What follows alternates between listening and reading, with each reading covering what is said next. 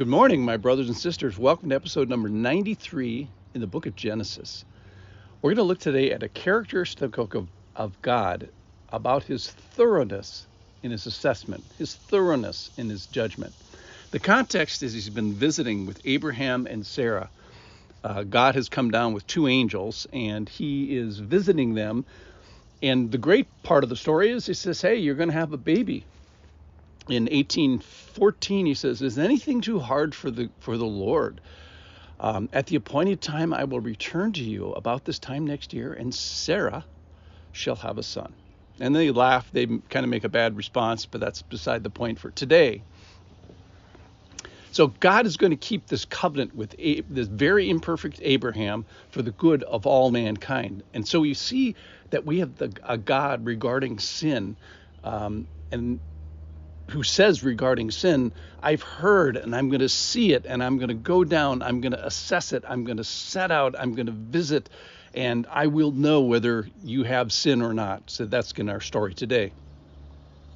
So one of the questions the Lord is asking out loud for our benefit, I think, is should I show Abraham what I must do with sin? Should I show Abraham why his covenantal family is so critical to every family because of this consequence of sin? So watch what happens here in the story in Genesis chapter 18, starting in verse 16. Then the men, which is the Lord and two angels, set out from there, and they looked down towards Sodom. It's about 50 miles away from where they are. And Abraham went with them to set them on their way. The Lord said, shall I hide from Abraham what I am about to do? Seeing that Abraham shall surely become a great and mighty nation, and all the nations of the earth shall be blessed in him.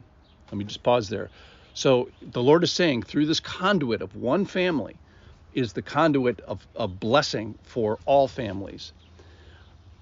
Back to the verse now, verse 19. For I have chosen him that he may command his children and his household after him to keep the way of the Lord by doing righteousness and justice, so that the Lord may bring to Abraham what he has promised him. So the Lord, let me pause again. The Lord is speaking as if this covenant is conditional on the good behavior of Abraham, which I think is hilarious because Abraham doesn't even make it out of chapter 18 alone. One single chapter as a righteous and perfect a person. He doesn't even make it out of chapter 18 unscathed by non-righteousness. Back to the story, verse 20. Then the Lord said, because the outcry against Sodom and Gomorrah is great, and their sin is very grave, I will go down to see whether they have done altogether according to the outcry that has come to me. And if not, I will know it. So the Lord and two angels set out from there, and they looked towards Sodom. I was wondering, could any American city survive such a gaze? How about any Nigerian city? How about any Mexican city or Swiss city? How could even an individual household survive such scrutiny? Of course we couldn't.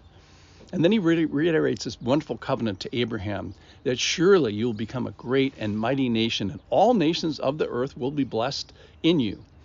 And for I have chosen him to keep the way of the Lord, even though he does it very, very imperfectly. So the good news is, yes, you've got God's attention and his favor and his help and his grace. The bad news is nobody does this particularly well. Even though it's mentioned as a conditional relationship, thank goodness that it's not, because we can't walk with him in such a perfect way that we earn anything. So we need his grace even in our walking. So we hear again that Abraham has this unique role to fill amongst all the families of God on earth. And the Lord is asking, well, how much is it beneficial for him to know? Should he know about the consequences of sin? How much of the ways of righteousness and accountability and punishment and the consequences of humans should be disclosed to the humans? So he does this by talking about Sodom and Gomorrah. Now, the outcry against the righteousness of God is great, and that outcry first came to the Lord. And the Lord says, your sin is very grave. And he says, I will go down and see. So it's not like, hey, a casual thing. No, it's a careful inquiry and examination and scrutiny to see whether they've made a complete end and whether they deserve destruction and whether they're on my last nerve.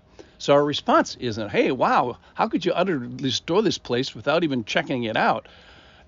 Really, what the conclusion of today is, how could you not destroy Sodom and Gomorrah? So it's going to answer the question today is God just, and is he unjust by being unthorough? So the scrutiny here, it wasn't that he lacks insight, it's that we lack the appreciation for his thorough inquiry. He doesn't have to go down to Sodom and Gomorrah. He's showing us that he's being a God of being careful scrutiny, and it's important for us to see his care and his complete searchings. So we can say at the end of this, you are the God who carefully sees. All right, so this is an evaluation that no one can complain about the conclusions by saying it's incomplete. If the Lord had only looked more closely, then Sodom would have been vindicated. No. So now we may not like that there's a judgment that takes place. We may not like that there's a judge who is not us, but we cannot complain about the accuracy of the inquiry. So we have a God who says, I have heard, so I will see. I will go down. I will set out. I will visit, and I will know. So this is an inquiry of perfect accuracy. It is a full assessment and complete judgment. So, let's just drill this home. What happens when the Lord and his angels look at us? Does he see family? Does he see characteristics of his people of righteousness and judgment? Does he find those who are keeping the way of the Lord? So what if the Lord looks at us with perfect accuracy? So today's lesson, I think, emphasizes this one fact about God. So it's a subset. Is God just? And is he unjust? Well, we're making an accusation against God here today a little bit. Is he unjust by being unthorough? And he's describing, saying, no, I see Sodom. I've heard about Sodom and Gomorrah, and I've heard it, and I'm going to go down, I'm going to see, I'm going to set out, I'm going to visit, and I'm going to know. The point is that God is thorough in his judgment. Who can stand? Thanks for listening.